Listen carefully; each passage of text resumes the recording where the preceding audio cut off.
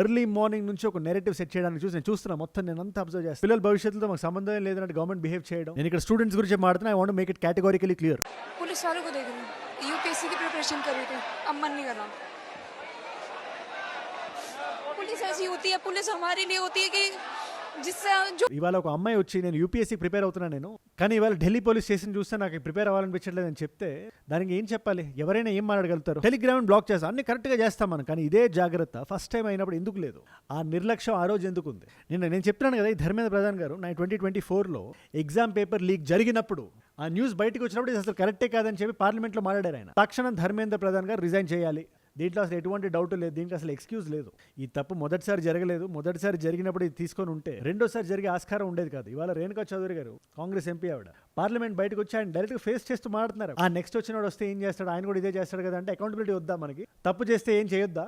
తప్పు చేసినప్పుడు అకౌంటబిలిటీ తీసుకోవాలి. దేశం కోసం మనం మాట్లాడతాం. అందుకే చెప్తున్నాను కదా, ఈ ప్రొటెస్ట్కి సంబంధించి ఈ సీజేపీ ప్రొటెస్ట్ ఎలా అయితే స్టార్ట్ అయిందో it has a very solid concise reason. జాగ్రత్తగా వినండి, నేను స్టార్టింగ్ పాయింట్ గురించి మాట్లాడుతున్నాను. ఆ రోజు ఏ యాటిట్యూడ్తో అయితే సుప్రీంకోర్టు జడ్జి అక్కడ కూర్చొని ఆయన ఏ కాంటెక్స్లో ఉన్నారో మనకు అనవసరం, కానీ ఉద్యోగాలు లేని వాళ్ళని కాక్రోచెస్తో కంపేర్ చేశారు. నెక్స్ట్ డే పెట్టాడు ఈయన అభిజిత్ డిప్కే. ఎంతమంది కాక్రోచెస్ ఉన్నారు, let us all make a party అని చెప్పి 3 రోజుల్లో 11.7 మిలియన్ ఫాలోవర్స్ వచ్చారు ఆ పార్టీకి. మీమ్ పేజ్ లాంటిది. భారతీయ జనతా పార్టీని దాటేసింది. ఇదంతా ఎందుకు? ఈ కోపం ఎవరి మీద ఉంది, ఎందుకు ఉంది? జంతర్ మంతర్లో జరిగిన స్టూడెంట్ ప్రొటెస్ట్ గురించి మనం మాట్లాడాలి. అది ఢిల్లీలోనే కాదు, భారతదేశం మొత్తం మాట్లాడాలి. అందులో నా వాయిస్ కూడా ఉండాలి. చెప్తా ఇవాళ వీడియో నా స్టాండ్ క్లియర్ చేస్తా. బట్ దానికన్నా ముందు కొంతమంది రాజకీయ నాయకుల పేర్లు నేను చెప్తా. వీళ్ళందరూ వేరు వేరు రాజకీయ పార్టీల నుంచి ఉన్నారు, కానీ ఒక కామనాలిటీ ఉంటుంది. అది ఏంటో మీరు చెప్పే ప్రయత్నం మీరు చేయండి. లాల్ బహదూర్ శాస్త్రి, టీటీ కృష్ణమాచారి, నట్వర్ సింగ్, ఏ రాజా, అంతెందుకు బిఎస్ ఎడ్డి యూరప్ప నుంచి దయానిధి మారన్ వరకు, అశోక్ చవాన్ నుంచి నితీష్ కుమార్ వరకు ఏంటి ఆ కామనాలిటీ? నేను చెప్పనా, వీళ్ళందరూ వేరు వేరు పార్టీల్లో ఉన్న ఎంతమంది క్రిమినల్స్ అయినా కాకపోయినా కూడా వాళ్ళ అండర్లో ఏదైనా తప్పు జరిగితే వాళ్ళు రిజైన్ చేశారు. అందుకని నా స్టాండ్ నేను చెప్పేస్తాను. ఇది 2024 నుంచి నా మైండ్ లో ఉంది. ధర్మేంద్ర ప్రధాన్ గారు రిజైన్ చేయాలి యాజ్ ఎడ్యుకేషన్ మినిస్టర్. ఏదైతే స్టూడెంట్స్ ఇవాళ జంతర్ మంతర్ దగ్గరికి వచ్చి అడుగుతున్నారు, ప్రొటెస్ట్ చేస్తున్నారు కదా, ఆ మెయిన్ రీజన్ మీరు రిజైన్ చేయండి అని చెప్పి. I stand with the students of this country.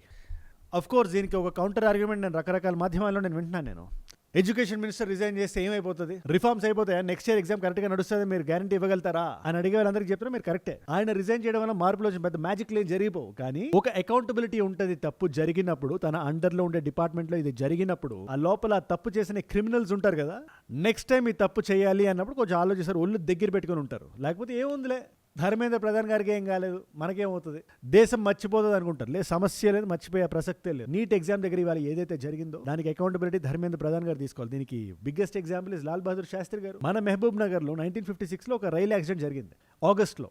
ఆ రోజున ఆయన ముందుకు వచ్చి నేను రిజైన్ చేస్తానని చెప్పి నెహ్రూ గారికి అడిగారు. నెహ్రూ గారు దాన్ని తీసుకోవాలి. మళ్ళీ నవంబర్లో తమిళనాడులో ఇంకొక రైలు యాక్సిడెంట్ జరిగితే ఎవరు ఒప్పుకున్నా లేకపోయినా నేను రిజైన్ చేస్తానని చెప్పి రిజైన్ చేశారు ఆయన.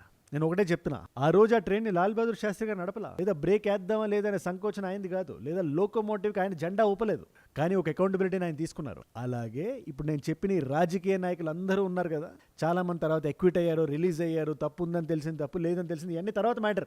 తప్పు జరిగినప్పుడు రిజైన్ చేశారు.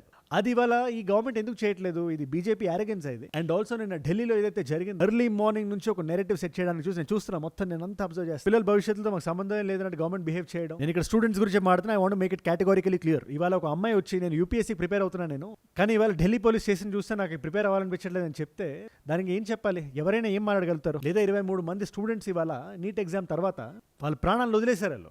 వాళ్ళ పేరెంట్స్ ఇవాళ వచ్చి ఆ ప్రొటెస్ట్ దగ్గర కూర్చుంటే వాళ్ళకి ఏ ఎజెండా ఉంటుంది? ఎజెండా ఉన్న వాళ్ళు అసలు అక్కడ లేరు అని నేను చెప్పట్లేదు, అంత మూర్ఖత్వం నాకు లేదు. బట్ వాళ్ళ పొలిటికల్ కెరియర్ కోసం, వాళ్ళ పొలిటికల్ లీనియేజ్ కోసం నేను మాట్లాడడం కన్నా మన స్టూడెంట్స్ కోసం, మన నీట్ ఎగ్జామ్ రాసి ఎవరైతే ఇబ్బందులు పడుతున్నారో ఇవాళ మీరే ఊహించుకోండి, నీట్ ఎగ్జామ్ ఎవరు రాస్తారు చెప్పండి? మధ్యతరగతి, దిగువ మధ్యతరగతి వాళ్ళు జీవితాన్ని ఇంకా బెటర్ చేయడానికి, ముందుకు వెళ్ళడానికి రాస్తారు. అలాంటి వాళ్ళు ఎగ్జామ్ రాసిన తర్వాత మే 3వ తేదీన బయటకు వచ్చి లేదు ఈ ఎగ్జామ్ పేపర్ లైన్ లీక్ అయిపోయినాయి, మీరు ఇంకోసారి రాయండి అంటే వాళ్ళు ఎలా ఫీల్ అవుతారు? ఎన్ని నిద్ర లేని రాత్రులు వాళ్ళు స్పెండ్ చేసి ఉంటారు. తర్వాత మళ్ళీ మనం ఎగ్జామ్ కండక్ట్ చేస్తాం, ఏఐ సీసీటీవీ ఫుటేజ్ అంటాం, బయోమెట్రిక్స్ అంటాం, ఎయిర్ ఫోర్స్తో పేపర్లు దించుతాం మనం, 5G జామర్లు అంటాం, టెలిగ్రామ్ బ్లాక్ చేస్తాం, అన్ని కరెక్ట్గా చేస్తాం మనం. కానీ ఇదే జాగ్రత్త ఫస్ట్ టైం అయినప్పుడు ఎందుకు లేదు? ఆ నిర్లక్ష్యం ఆ రోజు ఎందుకు ఉంది? నేను చెప్తున్నాను కదా, ఈ ధర్మేంద్ర ప్రధాన్ గారు 2024లో ఎగ్జామ్ పేపర్ లీక్ జరిగినప్పుడు ఆ న్యూస్ బయటకు వచ్చినప్పుడు ఇది అసలు కరెక్టే కాదని చెప్పి పార్లమెంట్లో మాట్లాడారు ఆయన. మీరే వినండి ఒకసారి. There is no evidence of paper leak in last 7 years in any numbers. ఇది జరిగిన తర్వాత 3 ఛార్జ్ షీట్లు పడి 21 మందిని అరెస్ట్ చేశారు. అంటే మరి అక్కడ ఆయన చెప్పింది అబద్ధమా లేదా ఛార్జ్ షీట్లు పడ్డాయని నిజం అబద్ధమా? ఇక్కడ సింపుల్ గా అడుగుతున్నాను. ఈ అరెగెన్స్ ఏదైతే ఉందో, ఫీడ్బ్యాక్లు ప్రజల నుంచి తీసుకోకపోవడం ఏదైతే ఉందో, that will cost this government. నేను సింపుల్ గా చెప్తాను. ఈ గవర్నమెంట్ ఏదైనా కరెక్ట్ గా చేస్తే మాట్లాడిన వ్యక్తి నేను. అలాంటిది ఈ గవర్నమెంట్ ఏం చేసినా కరెక్టే అంటది అనుకోవడం కరెక్ట్ కాదు. ముఖ్యంగా నితిన్ గడ్కరీ గారి ఈగో ఏదైతే ఉందో, E20 పెట్రోల్ కి సంబంధించి ఆయన వాళ్ళు ఎలా అయితే వ్యవహరిస్తున్నారు, ఆ పార్టీకి సంబంధించిన ఆ పార్టీ ఓటర్ బేస్ కూడా ఇవాళ ఇబ్బంది పడుతుంది. They're questioning the government. ఏదో ఈ గవర్నమెంట్ ని క్వశ్చన్ చేసి ఆ గవర్నమెంట్ కి సపోర్ట్ చేస్తున్నట్టు, ఆ గవర్నమెంట్ ని క్వశ్చన్ చేసి ఈ గవర్నమెంట్ కి సపోర్ట్ చేస్తున్నట్టు కాదు. మనందరం భారతీయులం, మన దేశం కోసం మనం మాట్లాడతాం. అందుకే చెప్తున్నాను కదా, ఈ ప్రొటెస్ట్ కి సంబంధించి ఈ CJP ప్రొటెస్ట్ ఎలా అయితే స్టార్ట్ అయిందో, it has a very solid concise reason. జాగ్రత్తగా వినండి, నేను స్టార్టింగ్ పాయింట్ గురించి మాట్లాడుతున్నాను. ఆ రోజు ఏ యాటిట్యూడ్తో అయితే సుప్రీంకోర్టు జడ్జి అక్కడ కూర్చొని ఆయన ఏ కాంటెక్స్లో ఉన్నారో మనకు అనవసరం, కానీ ఉద్యోగాలు లేని వాళ్ళని కాక్రోచెస్ తో కంపేర్ చేశారు. నెక్స్ట్ డే పెట్టాడు ఈయన అభిజిత్ డిప్కే. ఎంతమంది కాక్రోచెస్ ఉన్నారు, let us all make a party అని చెప్పి 3 రోజుల్లో 11.7 మిలియన్ ఫాలోవర్స్ వచ్చారు ఆ పార్టీకి. మీమ్ పేజ్ లాంటిది. భారతీయ జనతా పార్టీని దాటేసింది. ఇదంతా ఎందుకు? ఈ కోపం ఎవరి మీద ఉంది, ఎందుకు? కాన్స్పిరసీ థియరీస్ లో మనం ఫిట్ చేయకూడదు. ఆ స్టూడెంట్స్ కోపాన్ని మనం ఎక్నాలెడ్జ్ చేయాలి. అకౌంటబిలిటీ గవర్నమెంట్ ముందే తీసుకోవాల్సి ఉంది. అసలు ఈ పార్టీయే ఉండేది కాదు. దీని వెనక ఉండే జనాలు ఎవరు, వాళ్ళ పొలిటికల్ అంబిషన్స్ ఏంటి, దాని ఆ జోలికి వెళ్ళదలుచుకోండి. It's very premature to talk and irresponsible. కానీ నాకు 2011లో జరిగిన జన్ లోక్పాల్ బిల్లుకి సంబంధించిన ఒక వ్యక్తి గుర్తొస్తున్నారు, అన్నా హజారే గారు. ఆయన ఉద్యమానికి ఆయన నిరాహార దీక్ష చేశారు. ఒక 10-15 సంవత్సరాలు కట్ చేస్తే జన్ లోక్పాల్ బిల్కి ఏమైంది? It's still a toothless policy in the parliament. నాకు ఇది చెప్పడానికి ఎటువంటి భయం లేదు. అందుకని ఏదైనా రిఫార్మ్స్ మనం తీసుకురావాల్సి వస్తే అది కేటగారికల్ గా తీసుకురావాలి, బేస్ లెవెల్ నుంచి ఉండాలి. ఒక సగటు భారతీయుల నా దగ్గర ఒక 3 స్టెప్ ప్రాసెస్ ఉంది. దానికి స్టెప్ నెంబర్ 1, తక్షణం ధర్మేంద్ర ప్రధాన్ గారు రిజైన్ చేయాలి. దీంట్లో అసలు ఎటువంటి డౌట్ లేదు, దీనికి అసలు ఎక్స్క్యూజ్ లేదు. ఈ తప్పు మొదటిసారి జరగలేదు. మొదటిసారి జరిగినప్పుడు ఇది తీసుకొని ఉంటే రెండోసారి జరిగే ఆస్కారం ఉండేది కాదు. ఇవాళ రేణుకా చౌదరి గారు, కాంగ్రెస్ ఎంపీ ఆవిడ, పార్లమెంట్ బయటకు వచ్చి ఆయన డైరెక్ట్ గా ఫేస్ చేస్తూ మాట్లాడుతున్నారు. पार्लियामेंट चल रही है और बच्चों पर आप टीयर गैस चलाते हैं, ये है सरकार. బయట ప్రొటెస్ట్ నడుస్తుంటే ఆవిడ మాట్లాడుతుంది. ఓపెన్ స్ప్రెడ్ అయ్యే ముందు ఫస్ట్ జరగాల్సింది ఇది. పాయింట్ నెంబర్ 2, ఈ నీట్ పేపర్కి సంబంధించి లేదు, మేము సెకండ్ టైం ఎగ్జామ్ బాగా కండక్ట్ చేసాం. 5G జామర్లు, బూమర్లు, ఎయిర్ ఫోర్స్లో ఇది కరెక్ట్గా మేము చేసాం. మేము 20 లక్షల మంది రాశారు, 11.5 లక్షల మంది పాస్ అయ్యారు. పర్ఫెక్ట్గా జరిగింది ఎగ్జామ్. హైయెస్ట్ స్కోర్ 715 వచ్చింది. ఇవన్నీ చెప్పి తప్పించుకోకుండా ఫస్ట్ టైం తప్పు జరిగింది కదా, ఆ తప్పు జరిగిన ప్రతి ఒక్కరికి ఫాస్ట్ ట్రాక్ కోర్టు పెట్టి మరి వీ నీడ్ టు సీ. ఇది గవర్నమెంట్ చేయాల్సిన పని. ఇది ఏ స్కూల్స్ ఇన్వాల్వ్ అయి ఉన్నారు, ఆ స్కూల్ ప్రిన్సిపల్స్ ఎవరెవరైతే క్వశ్చన్ పేపర్స్ నమ్మారో, ఆ క్వశ్చన్ పేపర్స్ నమ్మిన వాళ్ళు, కొన్న వాళ్ళు 2 రోజుల ముందు వచ్చిందంటే క్వశ్చన్ పేపర్, గెస్ట్ పేపర్ అని చెప్పి రాజస్థాన్లో 140 క్వశ్చన్లు మ్యాచ్ అయినాయి. ఇదేంటి కోఇన్సిడెన్స్? ఇది ఆటలాడుతున్నారు స్టూడెంట్స్ భవిష్యత్తు. సిబిఐ వాళ్ళు బయటకు వచ్చి మాట్లాడుతుంది, లోపల NTL లోపల ఇన్సైడర్స్ ఉన్నారు. ఈ నేషనల్ టెస్టింగ్ ఏజెన్సీ ఏదైతే ఉందో లోపల ఉన్న ఎలకలని చెప్పి బయటకు వచ్చి మనకి చెప్తుంది. వాళ్ళు ఏంటి మరి అంటే, ఇవాళ మినిస్టర్ రిజైన్ చేయట్లేదు కదా, వీళ్ళకి ఏమవుతుందని చెప్పి ఒక ధీమా 2024లో జరిగింది, తర్వాత 2026లో, తర్వాత 2028లో జరిగితే పార్లమెంట్లో వచ్చి డైరెక్ట్గా మళ్ళీ బయటకు వచ్చాయని లేదు జరగలేదని చెప్పడానికి. సరే, ఇదంతా ఒక ఎత్తు అయితే సరే, ఆ ప్రొటెస్ట్ కానీ వాళ్ళు ఎవరు చేస్తున్నారు కానీ వాళ్ళ పొలిటికల్ అంబిషన్స్ ఏంటి ఎన్ని కాసేపు మనం పక్కన పెడదాం.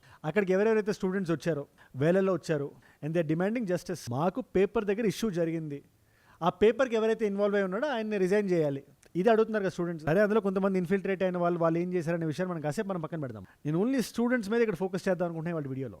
ఆ స్టూడెంట్స్ కోసం నా వాయిస్ రేజ్ అవుతుంది. వాళ్ళని కొట్టాల్సిన అవసరం ఏమొచ్చిందండి? నేను సింపుల్గా అడుగుతున్నా. నిలబడ్డ స్టూడెంట్స్ కొడుతున్న వీడియోస్ బయటకు వస్తాయి. అఫ్ కోర్స్ కొంతమంది ఇన్ఫిల్ట్రేట్ అయిన వాళ్ళు పోలీసుల మీద రాలిస్తున్న కూడా బయటకు వస్తున్నాయి.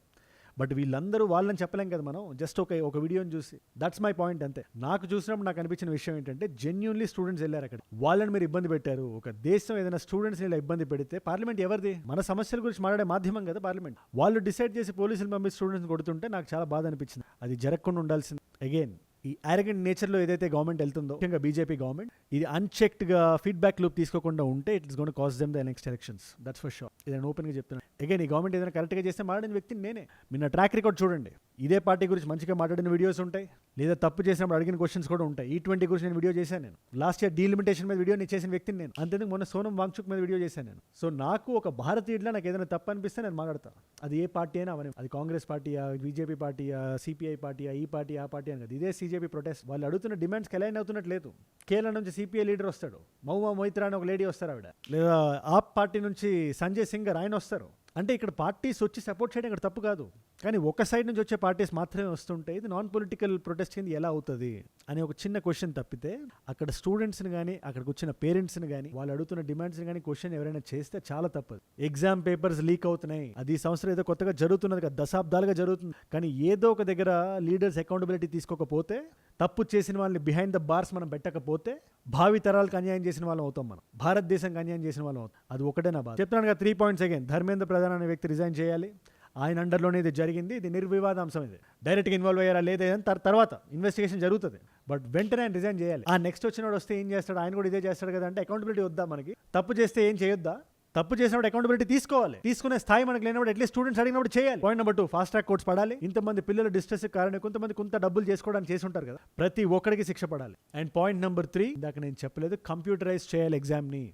ఇవాళ కూడా మనం పెన్ను పేపర్ పట్టుకొని ఏంటండి జేఈ ఎన్ని రోజులు అయింది కంప్యూటరైజ్ చేసి, వాళ్ళు సరిగ్గా చేయట్లేదు ఎగ్జామ్. ఇవాళ మనం దీన్ని ప్రయారిటీ అనుకోవట్లా. నీట్ ఎగ్జామే కదా చూసుకుందాంలే, ఏముంది ఆ పేపర్లు మనం బయటకు తీద్దాం, కొంచెం డబ్బులు చేసుకుందాం, ₹1 కోటి, 2 కోట్లు, 3 కోట్లు, 4 కోట్లు, 5 కోట్లు, 10 కోట్లు, నాకు నెంబర్ కరెక్ట్గా తెలియదు నాకు, బట్ చేసుకుందాం, డబ్బులు నీట్గా చేసుకుందాం. మనం కుదిరితే మళ్ళీ మాట్లాడదాం, లేదా నెక్స్ట్ ఇయర్ చేద్దాం, అలా నెక్స్ట్ ఇయర్ చేద్దాం.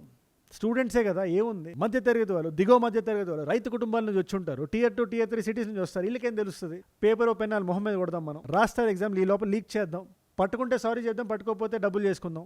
ఇదే కదా యాటిట్యూడ్. అందుకే కదా అకౌంటబిలిటీ తీసుకోవట్లా. అంతేనా? ఇదే నీట్ గురించి నేను నీట్ జరిగినప్పుడు మాట్లాడాను నేను. ఆ టైంకి CJP అనే పార్టీ కూడా లేదు.